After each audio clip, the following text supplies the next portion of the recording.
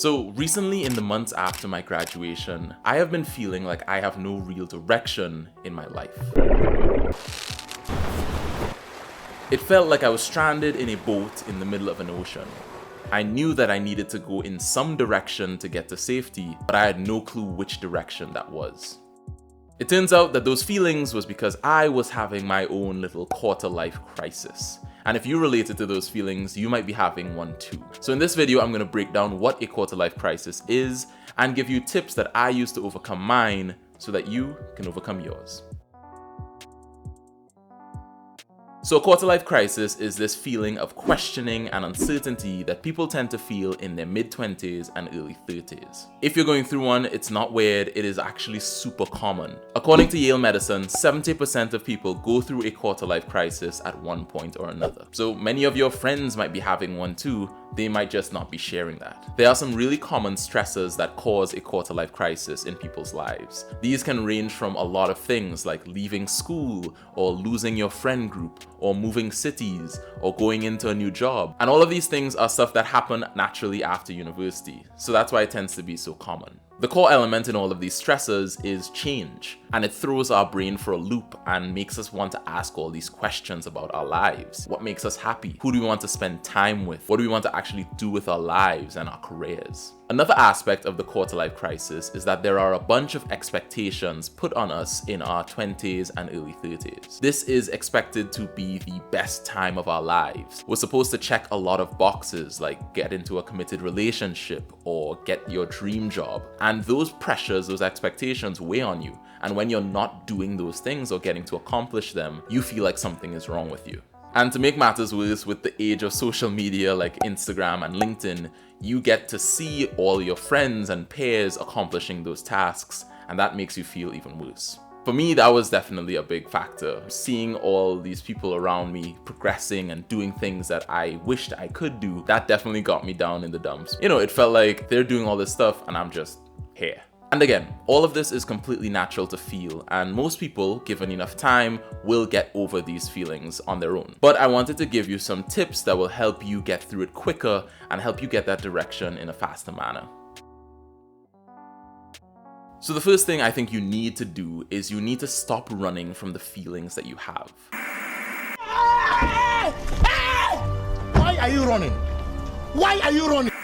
And this was a big thing that I used to do. I used to have that feeling of dissatisfaction or unfulfillment, and I used to just run from it and try to constantly numb myself from that feeling. That meant going on YouTube or Netflix or always listening to a podcast or music throughout my day. Anything to just make me not have to experience those feelings. The problem was that because I didn't get a chance to confront those feelings, they were just simmering below the surface and still getting worse. So if this is something that you are doing right now, and it might be subconsciously, you want to try to de-stimulate yourself. Turn off social media, turn off Netflix, turn off YouTube, and just exist. Go through your emotions and acknowledge them and just feel them. Maybe put a name to it. You know, I'm feeling lonely or sad or depressed, whatever it might be. Because once you can sit down and start to acknowledge the problem and the feelings that you're having, then we can start solving them. And if you pair this de-stimulation with other practices like meditation or journaling, you can get to this answer way quicker as well. And I feel like I talk about this every video at this point, but audio journaling is something I absolutely swear by, and it's been so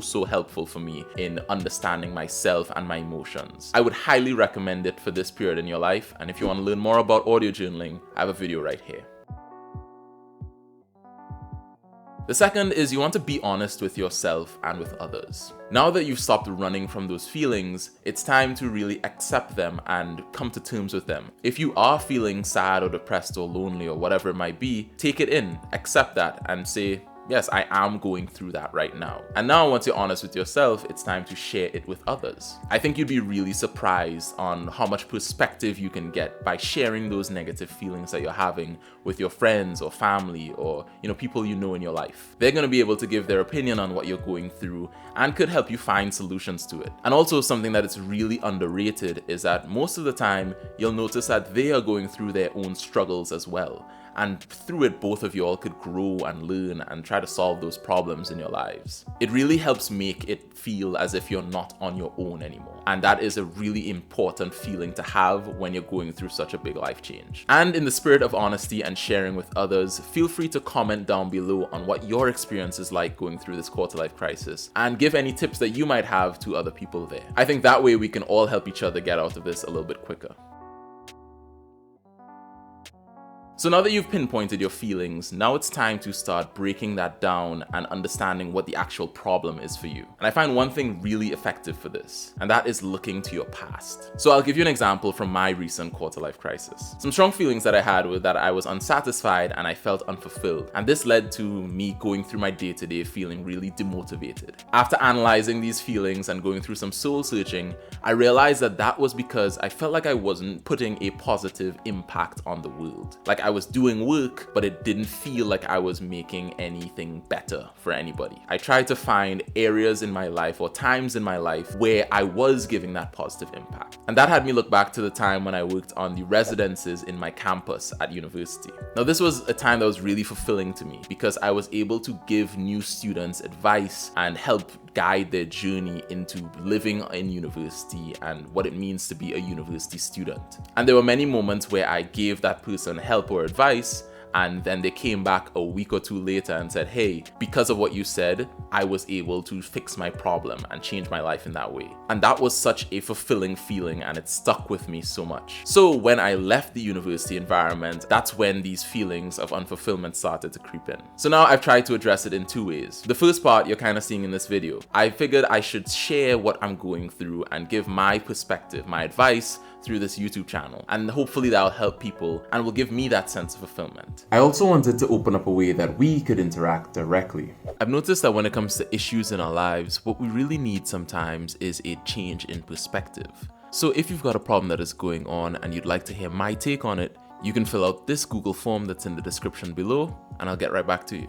And the second way is that I've looked out in my area to look for volunteer organizations that I can attend and be a part of. And that way I can also get that feeling through making those tangible impacts there too. So for your life, try your best to look back on the period when you weren't having these feelings and comparing it to now, and see what changed in your environment or what you were doing. And then take steps to make your present and your future look a little bit more like that past. And if you feel stuck, try to research your problem. As I mentioned, so many people go through quarter-life crises every year, and there are thousands of people who are probably gone through the same issue that you're having right now. So do some research. Hop on Google or Reddit and type in your issue, and you're bound to find people who have gone through it and the solutions that they've taken.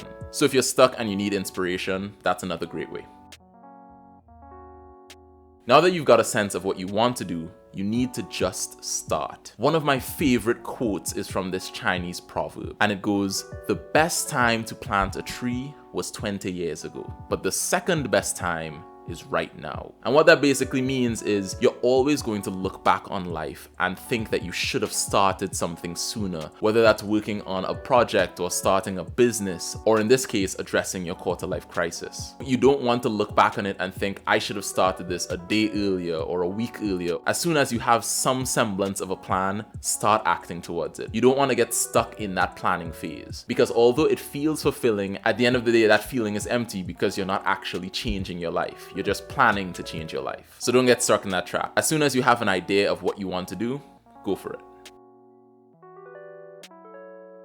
Next, you want to stop comparing your path to others. As I mentioned before, a big component of the quarter-life crisis is looking online or looking at your peers and seeing what accomplishments they've been able to do and comparing your own lack of accomplishments to theirs. That is a big mistake, and it's something that you should really get out of the mindset of doing.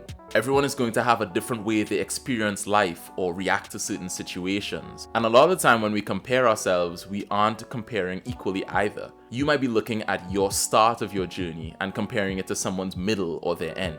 And that's not fair for you. You don't get to see the time that they spent throughout their quarter-life crisis or the feelings of sadness or depression that they had. You just see the benefits, the rewards. And that is giving you a very skewed view of like what life is like. Your journey is unique, so you should treat it that way and look at it as a unique problem and a unique thing that you need to solve and work through. Because people find their ways at all stages of their life all the time. Take for example Harrison Ford. He was a carpenter up until his 30s and didn't really find his direction. And that was when he looked into acting and got his break and eventually became a super successful actor and producer. Another example is Ray Kroc, who is the founder of McDonald's. He didn't establish his empire until he was 52. And those are just two of endless examples of people who've gone through their lives at their own pace. So take your time and go through your journey how you need to. The next thing is you also want to experience new things. Although you might have highlighted stuff that you think would be beneficial, there might be a whole host of things that you've never even considered. So keep yourself open to new experiences, new things, new people, so that you can explore yourself and understand better what you want to do. I think you'll really be surprised at how much you learn about yourself through doing these new things and having these new experiences. But while you're going through these experiences and understanding yourself better, you need to understand that this journey is likely not going to be linear. This journey is all about self-discovery. And that inherently means that you're going to understand things better than you did before. And it might mean that what you understood in the past is wrong. So it's completely fine to have to go back to the drawing board or reassess your feelings and reshape your plan. But at the end of the day, if you keep a positive mindset and have a mindset of growing and understanding yourself throughout this journey, you will get out of this quarter-life crisis and find a direction and a path for your life. Also in this period of your life, you might be asking yourself, what is your passion and how do you start it? And if so, I have a video right here that you can check out all about that. I really hope that these tips help you in some way throughout your journey of this quarter-life crisis. As always, my name is Isaiah, and I hope that you keep improving. Take care, and I hope you have a great day.